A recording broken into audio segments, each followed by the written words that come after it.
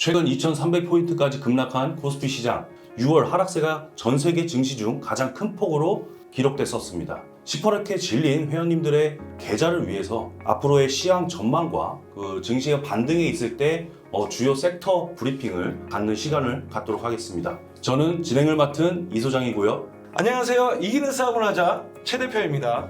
네, 안녕하세요. 주식으로 인생 역전 주홍 전문가입니다. 아직까지 경기 침체에 대한 이슈와 전쟁 여파가 끊이지 않고 있는데요. 요즘 장 대응은 어떻게 하고 계십니까? 우선은 현재 급락장입니다. 반대로 많이 하락한 만큼 상승 여력이 있다고 저는 이제 보고 있는데, 일단은 추가 매수나 신규 매수도 가능한 구간에서 자산의 일부는 현금화를 해둬야 된다고 생각을 하고 그렇게 대응을 하고 있습니다.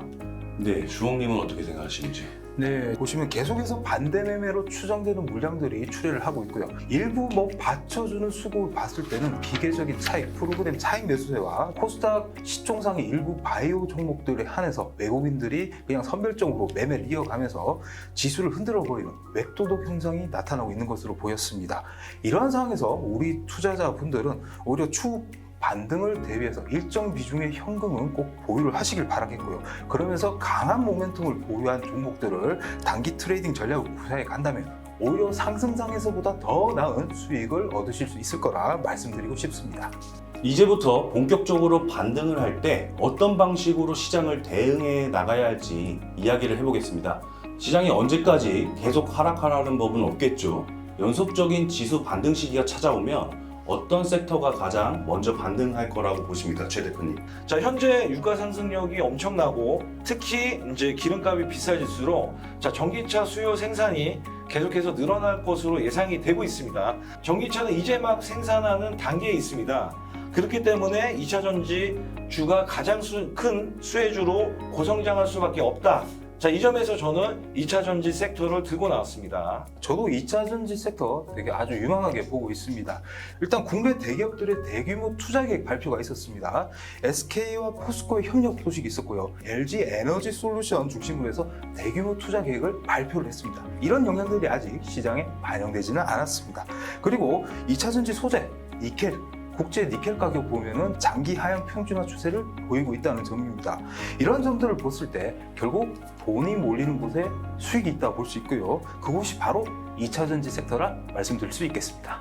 지금 같은 시장에서 사실 이제 대체 에너지 섹터도 주요할 수 있다고 보지만 증시 상승장에 맞이했을 때 저희가 2차 전지 섹터를 주도적으로 보겠다라는 뜻으로 해석할 수 있겠습니다.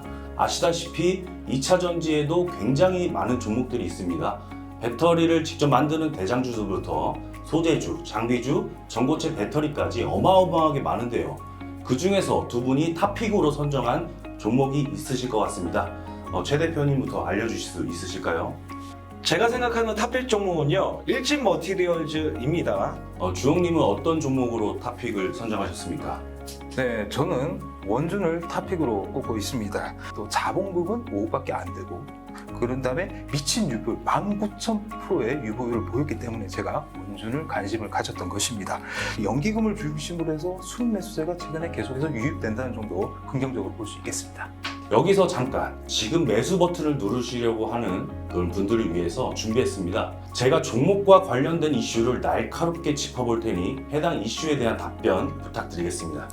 우선 일진 머티리얼즈 이슈부터 체크해 보겠습니다. 최근에 삼성전자, 삼성 SDI 등 삼성전자 전기차 공동개발 TF 발표 소식을 비롯해서 삼성 SDI향 호재들이 시장의 지배적인 역할을 하고 있죠. 그리고 매각 이슈로는 CIS도 있는데 이런 종목들보다 일진 머티리얼즈를 탑픽으로 선정하신 이유가 궁금합니다. 일진 머티리얼즈는 대기업에서 일단 인수전에 참여를 안 한다는 것이 또 하나 이제 걸림돌이 되고, 누구한테 매각이 되느냐에 따라서도 초관심이 되면서 9.5조에 대한 수주에서는 반영이 전혀 되지 않았거든요. 여기서 본다면 실적 성장뿐 아니라 전기차 수요가 증가되는 추세를 본다면 이 점에서는 일진 머티리얼즈를 탑픽으로 볼 수밖에 없을 것입니다. 일진 머티리얼즈는 3조 원 매각 이슈로 시장에서 부담을 느끼고 있는데요. 특히 메이저 기업들이 지분 인수를 하지 않는다면 주가 하락의 여지도 있어 보이는데 이 부분은 어떻게 생각하시는지요? 자, 우선 다른 쪽에서 인수를 한다면 실망 매물이 나올 수 있는 상황입니다. 우선은 조심스럽게 삼성에서 좀 인수를 하지 않을까 그런 가능성이 있고요. 자, 그리고 현재 2차 전지주는 급락이 나오고 하락이 나왔습니다. 지수가 반등을 한다면 분명히 크게 올라갈 거라고 보고 있습니다. 예, 끝으로 일진머티리얼즈의 공급 계약 규모가 상당한데요. 그런데 이제 주가 파동이 예상보다 강하지 않았었습니다. 목표가는 어느 정도 보십니까?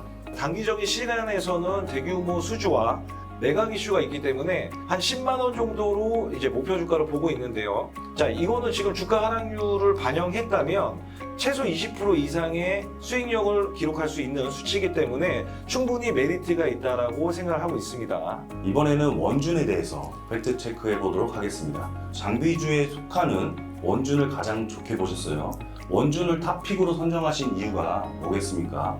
네, 2차 전지 섹터 같은 경우에는 소재주가 앞에서 끌어주고 또 장비주가 뒤에서 밀어주는 그런 그림을 여러분들께서 생각하시면 좋을 것 같습니다. 원주는 저처럼 사실 팔색조 매력을 지닌 그러한 종목이 되겠습니다. 양극재, 음극재, 열처리 장비를 만드는 것은 기본이고요. 전고체 배터리용 이제 열처리 장비도 만들고 있고요. 그리고 아직 사실 잘 알려지지는 않았습니다만은 폐배터리 리사이클링 솔루션이라는 공급도 진행 중에 있기 때문에 폐배터리 관련주로도 보시면 좋을 것 같습니다. 그렇다면 목표 주가를 어떻게 보시나요? 네, 구체적인 매매 전략을 여러분께 한번 드려보겠습니다. 일단 무증 공시 이후에 급락한 그 가격대 13만 원 후반대는 강한 저항으로 우리가 작용할 가능성이 굉장히 높습니다. 1차 목표가로 13만 원대를 이제 설정하시면 좋을 것 같고요. 만약에 그걸 넘어서서 14만 원 중반대까지 이제 추가적인 급등이 나온다면 무상증자는 받지 않는다 생각을 하시고 오히려 차익 실현하는 관점으로 대응을 하시면 좋겠습니다. 그렇지 않다면 만약에 매도를 하시지 마시고 보유 관점 유지하시면서 추가적인 수익을 노려보시는 게 좋을 것 같습니다. 네, 그러면 추가적인 수익을 노릴 때 권리락 기일까지 들고 간다면 무상증자를 받을 수밖에 없겠는데요. 이때 기대 수익률을 어떻게 바라보십니까? 6월 23일에 이제 보통주 한 주당 이제 두 주를 배정하는 이제 무상증자 결정 공시가 나왔습니다. 장중에 7월 12일이 이제 권리락일이고요. 이제 신주 배정 기준일이 그 다음날 7월 13일입니다. 자, 신규 상장 예정이 이게 좀 사실 중요합니다. 이게 이제 7월 29일로 이제 예정이 되어 있습니다. 만약에 무상증자를 받게 된다. 그럴 때는 여러분들 계좌를 딱 가보면은 정말 놀랄만한 수치가 찍혀 있을 겁니다. 마이너스 66%라고 찍혀 있을 건데요. 그렇더라도 놀라지 마시고 일단 7월 29일까지 기다리시면은 신주 배정 기준일에 주식이 이제 배정이 돼 있을 겁니다. 자, 만약에 무증을 안 받으신다. 그럴 경우에는 권리락 D-1 이전에 20% 이상 강한 장대 양봉을 동반한 상승이 만약 나온다면 오히려 매도하셔서 수익을 챙기는 것이 좋아 보일 것 같습니다. 예, 잘 들었습니다. 지루할 정도로 반복되는 하락장 속에서 가장 강한 모멘텀을 가진 섹터와 종목 두 전문가 분들께서 추천해 주셨습니다. 수익률이 마이너스로 힘든 투자자분들에게 좋은 결과가 있길 바라면서 저희는 다음에도 전문가가 보는 주력 섹터와 주도주들을 이야기해보는 시간을 갖도록 하겠습니다. 많은 기대 부탁드리겠고요. 저희는 여기서 인사드리겠습니다. 성투하세요.